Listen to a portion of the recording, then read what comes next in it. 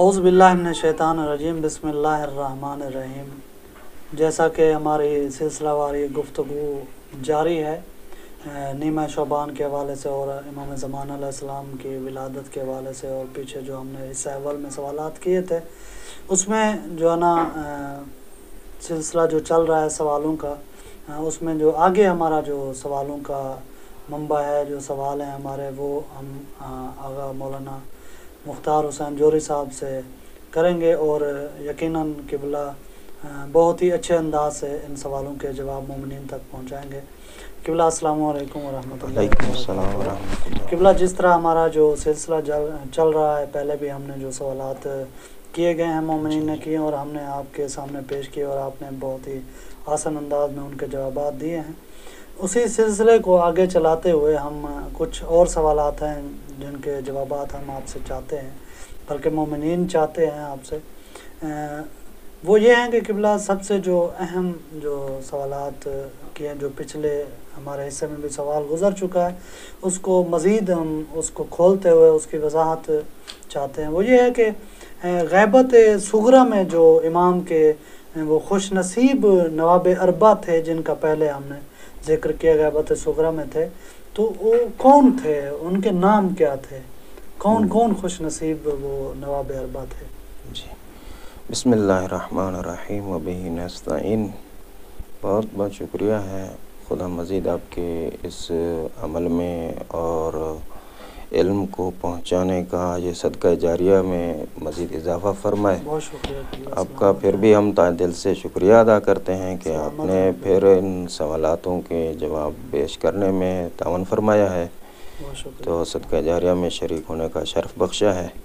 تو امام زمان علیہ السلام کے بارے میں ہم نے پہلے عرض کیا تھا کہ امام کی دو غیبت ہیں، ایک غیبت صغریٰ ہے اور ایک غیبت کبریٰ ہے۔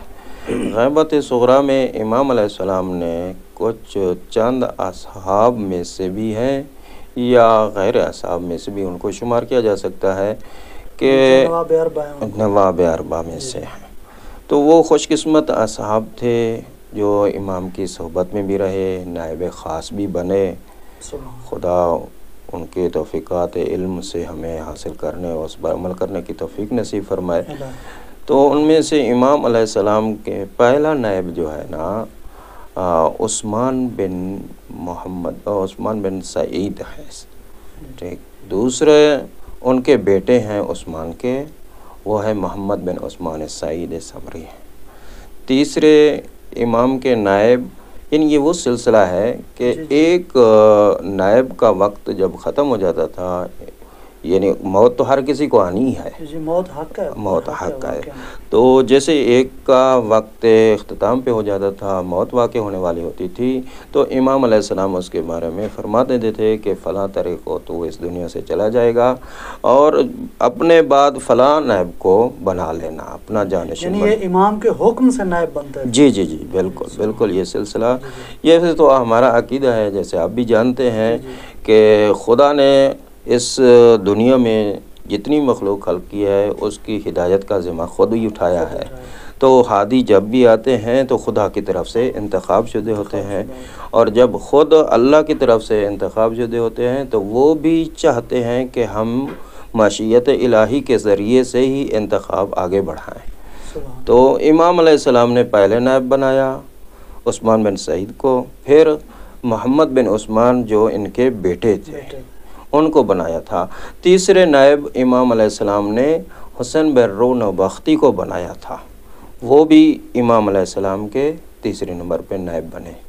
تو چوتھے نائب امام علیہ السلام نے علی بن محمد کو بنایا تھا ثمری کو، جو آخر میں امام علیہ السلام نے اس کو ایک خط بھی لکھا تھا، اور اس کے میں لکھا تھا کہ اے عبد خدا، اب تیرا وقت موت نزدیک ہے، اب میری طرف سے بھی نہیں، خدا کی طرف سے یہ پیغام ملا ہے کہ کوئی خاص نائب نہیں بنے گا، اب عام نائب بنیں گے جو غیبت کبریٰ ہوگی، غیبت صغرا کا ٹائم ختم ہونے والا. یعنی غیبت صغرا کے ختم ہوتے ہی نواب اربع کا وقت بھی ختم ہو گیا. جی جی جی جی بالکل.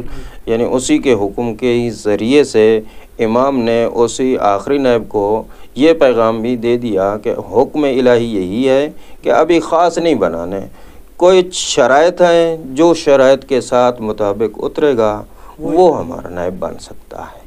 ماشاء اللہ. جی خدا سلامت. قبلہ دوسرا جو ہم سوال اس بارے میں غیبت صغرا پھر غیبت کبریٰ کے بارے میں چونکہ پہلے بھی ذکر ہو چکا ہے، وہ یہ کہ جو امام علیہ السلام کے چونکہ غیبت صغرا میں تو نواب اربع ہی مولا کی زیارت کر سکتے تھے. جی جی جی.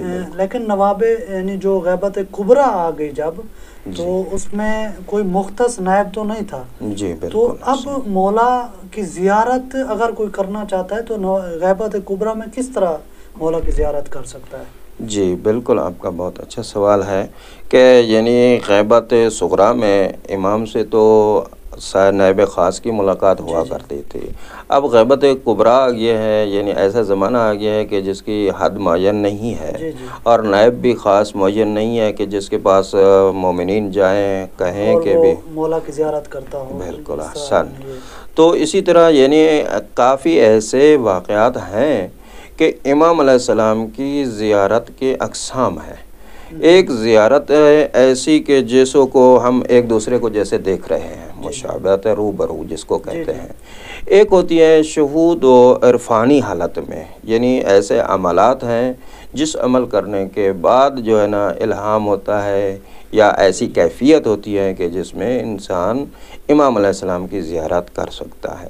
لیکن ان دو کو مد نظر رکھتے ہوئے تیسری جو علامت بیان کی گئی ہے زیارت امام زمان علیہ السلام کی، وہ یہ ہے کہ امام علیہ السلام کی زیارت اس وقت ہوتی ہے کہ جب انسان حالت اضطرار میں ہو، کسی مشکل میں ہو، اس وقت امام علیہ السلام اس کی زیارت کرتے رہتے ہیں، یعنی ان کی مشکل کو حل کرنے کے لیے. جی جی جی جی.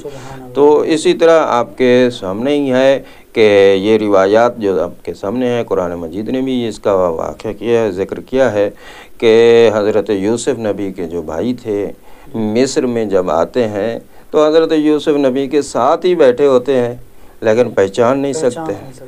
تو اسی طرح اس کو کہا جاتا ہے کہ زیارت ناشناس، یعنی اگلے کو پہچان ہی نہیں جا سکتا. ویسے امام علیہ السلام کے دوسرے نائب جو ہے نا وہ یہی عرض کرتے ہیں کہ امام علیہ السلام ہر حج کے موقع پہ آتے رہتے ہیں، لوگوں کو دیکھتے ہیں، لوگ اسے نہیں پہچان سکتے. ایسے کافی ایسے واقعات ہیں کہ جس وقت انہوں نے بلایا ہے امام کو مشکل وقت میں، امام نے اس کی حل کیا ہے. پھر وہ جب امام چلے جاتے ہیں بعد میں سوچتا ہے کہ کیا ہوا، میں نے جس کو بلایا تھا وہی میری مدد کرنے کو آ گیا تھا. خدا اسی مدد سے قبلہ ایک سوال جو مدد کے حوالے سے کیا گیا ہے کہ اس غیبت کے دور میں یعنی اصل امام حاضر ہوں تو وہ تو یقیناً حاضر ہو کے وہ مدد کرتے ہیں، ہر کوئی یعنی اس کو ذہنی طور پہ اور دلی طور پہ مانتا بھی ہے. اور جو ہے اکثر سوال جو ہم سے یہ ہوتا ہے کہ امام تو غیب ہے. جی بالکل. یعنی غیب ہونے کے باوجود امام علیہ السلام اپنے شیعوں کی یا اپنے ماننے والوں کی کس طرح مدد کر سکتے ہیں، کس طرح مدد کرتے ہیں، یہ تھوڑا اس پہ وضاحت کیجیے گا تاکہ واضح ہو جائے سوال مومنین کے لیے. خدا سلامت رکھے. بہت اچھا سوال ہے جو مومنین نے بھی کیا ہے اور آپ نے ہمارے تک پہنچایا ہے، اور ہم بھی کوشش کر رہے ہیں کہ اس کا صحیح مفہوم ان تک پہنچا سکیں. بے شک. تو یہی ہے کہ امام علیہ السلام کی مدد جو ہوتی ہے، میں نے پہلے ہی عرض کیا ہے کہ اضطراری حالت میں، مشکل حالت میں، کہ جب انسان ایسی حالت میں ہے کہ جب اس پہ کوئی اور ذریعہ نہیں نظر آ رہا، یعنی اس کی مشکل کب حل نہیں ہو سکتی سوائے اس کے کہ امام مدد کرے. آسان. اب یہی نظر میں آتا ہے واقعات جو ہے نا کہ آپ دیکھ لیں مقدس اردبیلی کا واقعہ جو ہے، وہ جب پہلے امام علی علیہ السلام کے روضے پہ جاتے تھے اپنے مسائل کا حل لیتے تھے، اور ایک مرتبہ امام کی طرف سے پیغام ملا کہ جاؤ مسجد کوفہ اور مسجد صالح میں اپنے امام زمانہ سے مسائل کا حل پوچھو. تو وہیں سے امام علیہ السلام کی ان کو مدد ملتی ہے. وہاں پہ جا کے آپ آگے بڑھ کے دیکھیے کہ شیخ مفید علیہ رحمہ کا جو فتویٰ دیتے ہیں اصلاح فتویٰ کے لیے امام علیہ السلام فرماتے ہیں کہ یہ فتویٰ جو عورت فوت ہوئی تھی تو اس کے بارے میں شیخ مفید نے تو فتویٰ دے دیا تھا، جنازہ پڑھا دیا تھا، لیکن اس کے بعد امام علیہ السلام نے اس کی اصلاح کے لیے دوبارہ پیغام ان کے پاس پہنچا دیا تھا۔ یعنی جب بھی ان کی مشکل دین میں کچھ اس طرح کی ہو جاتی ہے تو امام علیہ السلام ان کی رہنمائی کرتے رہتے ہیں، مدد کرتے رہتے ہیں۔ تو خداوند عالم ہم سب کو امام سے مدد کا شرف نصیب فرمائے۔ ویسے بھی آپ کے سامنے حدیث ہے کہ غیبت امام زمانہ میں جو ہے نا، امام ایسے ہی مدد کرتے رہتے ہیں جیسے سورج کے سامنے بادل آ جائے تب بھی وہ اپنی روشنی، اپنی سرخی جو ہے نا پہنچاتا رہتا ہے۔ تو جائے پردہ غیبت یہ ہماری نظروں سے غائب ہیں، یعنی ہمارے گناہوں کا بادل جو ہے امام اور ہمارے درمیان احسان، ماشاءاللہ، سلامت رہیے۔ واقعاً بہترین بات ہے یہ جو آپ نے فرمائی ہے کہ جس طرح سورج بادلوں کے ہوتے ہوئے بھی نظر نہیں آتا لیکن روشنی پہنچا رہا ہوتا ہے، اس طرح امام بھی ہمارے چونکہ گناہ اتنے ہیں، گناہوں کا بادل اتنا ہے کہ امام تو موجود ہیں، امام تو ہماری مدد کر رہے ہیں لیکن ہم ان کو دیکھ نہیں سکتے۔ سبحان اللہ۔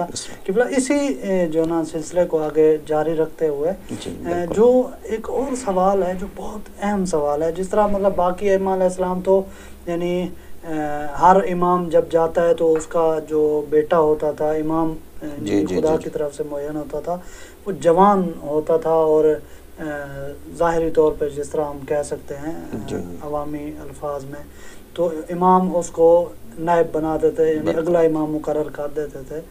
تو کیا یعنی تعارف بھی کراتے تھے نا، مطلب ہر امام اپنے آگے والے امام کا تعارف کرے۔ اسی طرح جب امام زمانہ علیہ السلام کی عمر 5 سال تھی اس وقت تو امام حسن عسکری علیہ السلام نے اس دنیا سے پردہ شہادت نصیب ہوئی اور امام یہاں سے چلے گئے اس دنیا سے، ظاہری دنیا سے۔ تو اب 5 سال کی عمر ہو گئی ہے، تو کیا اسی عرصے میں امام حسن عسکری علیہ السلام نے امام زمانہ علیہ السلام کا تعارف خود کروایا تھا یا نہیں کروایا تھا؟ اس کے بارے میں تھوڑا سا بتائیے گا۔ ماشاءاللہ ماشاءاللہ، کیونکہ بہت کم عمر ہے، 5 سال کا عمر ہے اور امام خود جا رہے ہیں، تو اس حوالے سے تھوڑا سا۔ بالکل آپ کے ہی سوال کے مطابق دوسرے بھی سوال اس طرح کے آتے رہتے ہیں کہ 5 سال کا بچہ کیسے امام ہو سکتا ہے، یہ بھی آگے پھر بڑھ کے سوال۔ جی تو ہمارا عقیدہ ہے کہ جو ہے نا امام ہونے میں سن اور عمر کا کوئی معیار نہیں ہے، قید نہیں ہے، کیونکہ ہمارے سامنے وہ روایات ہیں۔ حضرت عیسیٰ نبی کو دیکھا جائے تو کتنے دن کے تھے، وہ اپنے تعارف کرا رہے ہیں کہ میں اللہ کا نبی ہوں، کتاب لے کر آیا ہوں۔ تو اسی طرح امام زمانہ علیہ السلام کے بارے میں بھی سن کی قید نہیں ہے، مگر امام ہی ہوتا ہے، ٹھیک ہے۔ اور دوسری بات جو آپ فرما رہے ہیں کہ امام حسن عسکری علیہ السلام نے اپنے بیٹے کا تعارف کرایا ہے کہ نہیں کرایا، بہت اچھا سوال ہے۔ اس کے بارے میں کافی روایات بھی ہیں۔ پہلے تو یہ سوال کا اشکال وارد ہوا کرتا تھا کہ بھی امام کی ولادت ہوئی ہے نہیں، اس پر کون کون گواہ ہے، ٹھیک ہے نا۔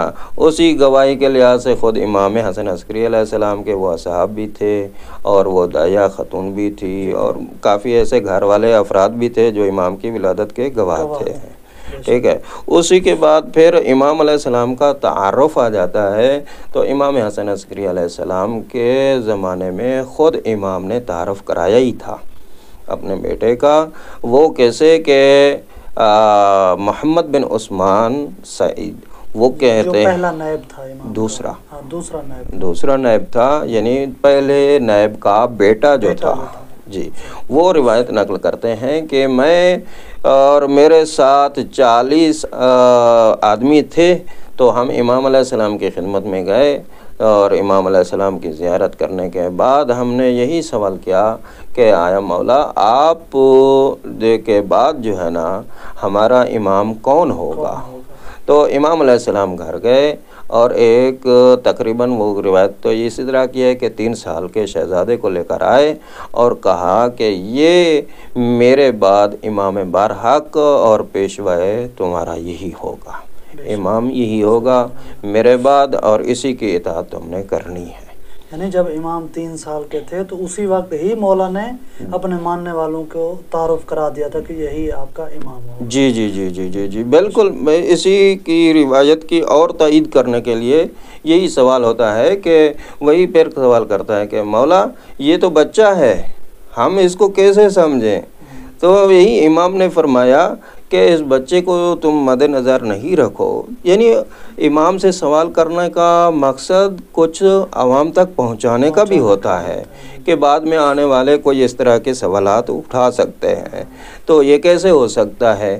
تو اسی وقت امام زمان علیہ السلام نے فرمایا تھا کہ من بقیت اللہ، میں ہی اللہ کی باقی نشانی ہوں، میں ہی اللہ تعالیٰ کی نشانی ہوں. اور جب ایسا زمانہ آئے گا کہ میں غیبت کا، یعنی پوری اپنی جو ہے نا سیرت کا مطالعہ کرتے ہوئے وہی پوری لکھا ہے کتاب والے نے کہ امام نے کیسے اپنا تعارف کرایا تھا. تو بات وہی آ گئی کہ آپ نے جو سوال کیا ہے وہی گزارش ہے کہ امام علیہ السلام نے اپنے بیٹے کا تعارف بھی کرایا تھا. ماشاء اللہ قبلہ. بس ہماری جو اس گفتگو کا آخری سوال ہے ہمارا، جو بہت اہم بھی ہے چونکہ اس دور میں جب کہ امام غیب ہیں اور مختلف روایات میں ملتا ہے کہ روایات میں مختلف علامات جو ظہور کی بتائی گئی ہیں، کہ سوال اب یہ جو ہم سے بھی کیا جاتا ہے مومنین، یقیناً آپ سے بھی مومنین نے کبھی سوال یہ کیا ہوگا کہ امام مہدی علیہ السلام کے ظہور کی جو علامات ہیں وہ کیا ہیں؟ اگر علامات ہیں تو ان کے بارے میں تھوڑا سا مختصر وضاحت فرما دیں. بس یہی قبلہ آخری سوال ہمارا مومنین، تاکہ ویڈیو بھی لمبی نہ ہو جائے اور ہمارا پیغام بھی مومنین تک پہنچ جائے. جی جی بالکل بالکل. بہت اچھا ہے کہ تاکہ مومنین بھی اس مفہوم کو سمجھنے میں تھوڑا ان کے لیے مشکلات بھی نہ ہو اور مختصر سوال بھی کا جواب بھی ان تک پہنچ جائے. تو یہ ماشاءاللہ آپ کی بہت اچھی کوشش ہے. تو سوال یہ ہے کہ امام کی ظہور کی علامات کیا ہیں؟ ٹھیک ہے نا، کہ علائم ظہور امام علیہ السلام کے لیے جو ہے نا 2 قسمیں پائی جاتی ہیں. ایک حتمی ہے اور دوسری غیر حتمی ہے. غیر حتمی تو کافی ہے، ان کی تعداد گننے میں تو ماشاءاللہ دیکھ لیجئے اور کتابوں میں کافی لکھی ہوئی ہیں. جو میں آپ کی خدمت میں عرض کرنا چاہتا ہوں، کوشش یہی ہے کہ جو بھی حرف آپ تک پہنچایا جائے، مومنین تک پہنچایا جائے، تحقیق کے ساتھ ہو اور امام کے فرمان کے ساتھ ہو، تاکہ سننے والے کو اطمینان بھی ہو کہ بھی اس کا اپنے علم کے لحاظ سے نہیں ہے، خود امام کا فرمان ثابت کر رہا ہے. تو امام صادق آل محمد فرماتے ہیں کہ حتمی جو علامات ہیں امام زمان علیہ السلام کے ظہور کے لیے، وہ پہلی علامت ہے خروج سفیانی. خروج سفیانی یعنی سفیانی سے واضح لفظ ہے جاتا ہے کہ ابو سفیان کی نسل سے ایک ایسا فرد ہوگا جو فتنہ فساد کے تقاضے میں بھرپور کوشش کر رہا ہوگا. تو اسی لحاظ سے جب اس کا وہ کہ خروج ہوگا، یہ پہلی نشانی ہوگی. تو اس یعنی اب وہ سفیانی خروج کرے گا تب امام بھی ادھر سے خروج کریں گے، یعنی ظہور کریں گے. جی، یعنی ایک پہلی علامت امام نے بتائی ہے، پہلی علامت بتائی ہے. ویسے امام صادق آل محمد نے 5 علامتیں بتائی ہیں جو حتمی ہیں. ان میں سے پہلی علامت امام نے بتایا ہے کہ جب خروج سفیانی ہوگا تب جو ہے نا علامات ظہور امام زمان علیہ السلام شروع ہو جائیں گے. تو پہلی علامت امام نے یہ فرمایا. دوسری علامت کے لیے فرماتے ہیں خسف بیدا. خسف بیدا، خسف یہ لفظ فارسی بھی ہے، اس کا معنی ہے فرو رفتن، یعنی ہمارے زبان اردو میں یہی کہا جاتا ہے غرق کو تباہ و برباد ہو جانا، ختم ہو جانا. تو یہ بیدا ایک مکہ اور مدینہ کے درمیان ایک جگہ کا نام ہے. تو یہ میں پہلے ہی آپ کو عرض کیا ہے کہ یہ خروج سفیانی جو ہے نا، یہ فتنہ فساد کا لشکر بنا کے اسی جگہ پر پہنچے گا، امام علیہ السلام کے مقابلے مد مقابل میں آ جائے گا. تو یہی اسی ہی جگہ پر یہ ختم ہو جائے گا، غرق ہو جائے گا، تباہ ہو جائے گا، اصل جہنم ہو جائے گا. تو یہ 2 علامتیں ہو گئیں. تیسری علامت یہ ہے کہ امام فرماتے ہیں کہ قیام یمانی، یمانی یعنی ایک یمن کا ایک نیک صالح بندہ ہوگا، مومن بندہ ہوگا، وہ اس فتنہ فساد کے مقابل میں قیام کرے گا، یعنی خود اپنے آپ کو ظاہر کرے گا کہ یہ فتنہ فساد ختم ہو جائے۔ تو اس کے بعد یہ چوتھی علامت امام علیہ السلام فرماتے ہیں کہ ندائے آسمانی، ایسی ندا آئے گی کہ جو مشرق مغرب تمام رہنے والے جو دنیا میں ہیں سب سنیں گے۔ اور وہ ندا دینے والے کون ہوں گے؟ روایات میں ہے کہ حضرت جبرائیل علیہ السلام ہوں گے، وہ ندا دیں گے جو سب سنیں گے۔ اور وہ ندا بعض روایات میں ہے امام زمان علیہ السلام کے بارے میں ہوگی کہ جو خدا کی واقعہ نشانی ہے وہ ظہور کر چکی ہے، اب اس کی اطاعت کرنا ہے۔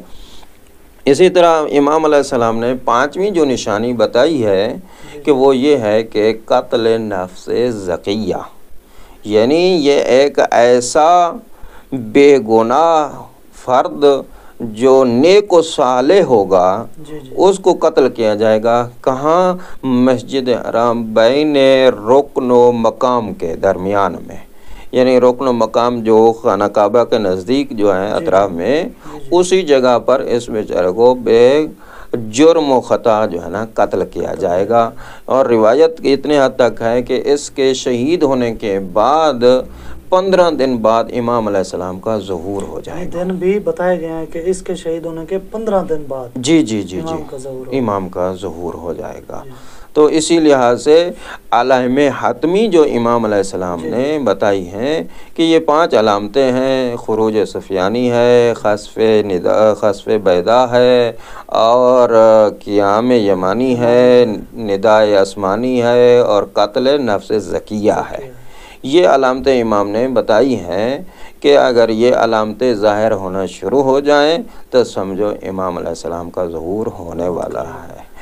تو اسی لحاظ سے ہم انہی الفاظ سے تو کوشش کرتے ہیں کہ سادے الفاظ میں پہنچایا جا سکے۔ ماشاءاللہ بہترین انداز میں، بہت ہی آسان لفظوں میں مومنین تک یہ پیغام پہنچانے کی ہم نے کوشش کی، آپ نے بہترین انداز میں ماشاءاللہ بہت ہی اچھے اور مختصر اور جامع جو ہے نا جوابات دیے ہیں۔ بہت شکریہ قبلہ، سلامت رکھے، آباد و شاد۔ مومنین، ہماری یہی کوشش ہے کہ ہم اسی یعنی سلسلے کو جاری رکھیں اور مختلف موضوعات پہ جو بہت ہی اہم موضوعات ہوں گے اور آپ مومنین کے جو سوالات ہوں گے انہی کو مد نظر رکھتے ہوئے ہم قبلہ صاحب کو اور قبلہ صاحب کی طرح اور علماء کرام جو محقق علماء کرام ہوں گے جو آپ کے سوالوں کے بہترین جواب پر تحقیق کر کے، سوالوں کے جوابوں میں تحقیق کر کے جو آپ تک جواب پہنچانے میں ہماری مدد کریں گے، انشاءاللہ ہم ان کو اسی طرح زحمت دیتے رہیں گے اور آپ مومنین تک آپ کے سوالوں کے جواب پہنچاتے رہیں گے۔ آپ ہماری اسی کوشش کو، ہماری اس کاوش کو سہراتے ہوئے ہماری جو یہ ویڈیوز ہیں آپ اس کو دیکھیں تاکہ آپ تک آپ کے سوالوں کے جواب پہنچیں، اور جو مومنین اس چیز کو نہیں جانتے، ان سوالوں کو اور ان کے جوابوں کو نہیں جانتے، ان تک یہ سوالات و جوابات پہنچ جائیں۔ بہت شکریہ، سلامت رہیں، والسلام علیکم ورحمۃ اللہ وبرکاتہ۔